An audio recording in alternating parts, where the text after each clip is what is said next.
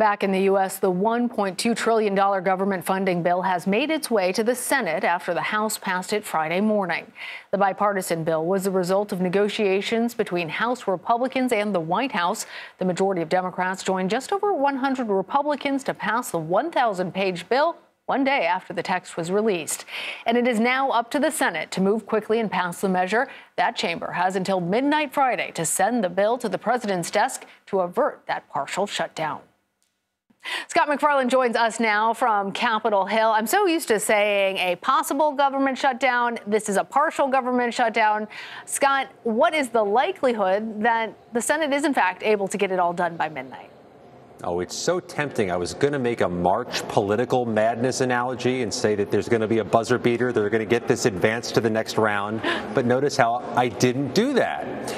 The U.S. Senate's going to get this done. It's a matter of whether they trip over this midnight Eastern time deadline slightly to avert a government shutdown. But the trajectory has been set all week. This is passing narrowly in the U.S. House, which it did, and it's going to pass the U.S. Senate at some point and go to the president for his signature. $1.2 trillion is the spending bill. Keeps the government open another 6 months, funds things like the military. A military pay raise is included. Provides expanded child care subsidies. Democrats made that a priority. It reduces some foreign aid. It cuts into government diversity programs. That was a Republican priority, but it's that logo at the top, the Department of Homeland Security, that was the stickiest. They have approved money for more border agents and more border detention beds, new border security technology. All of this helped create a compromise that a sufficient number of House members and eventually senators would agree to. Specifically, Republican House members. And on that front, Scott, I want to ask you about Congresswoman Marjorie Taylor Greene, because she filed a motion to oust her fellow Republican, the House Speaker Mike Johnson. Where does all of this go from here?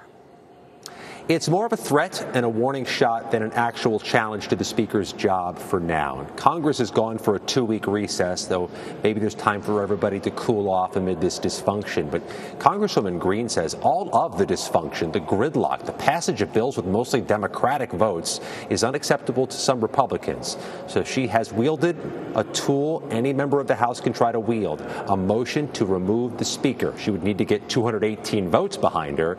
And what's critical here, Lana, is if she challenges Mike Johnson over the issue of Ukraine aid, which she opposes, but which a majority of House members likely supports, it may be Democrats who come in to rescue Speaker Johnson, even though he's a Republican, because they want Ukraine aid too. And several of them told CBS News today they'll swoop in and help a Republican speaker if Ukraine is the issue.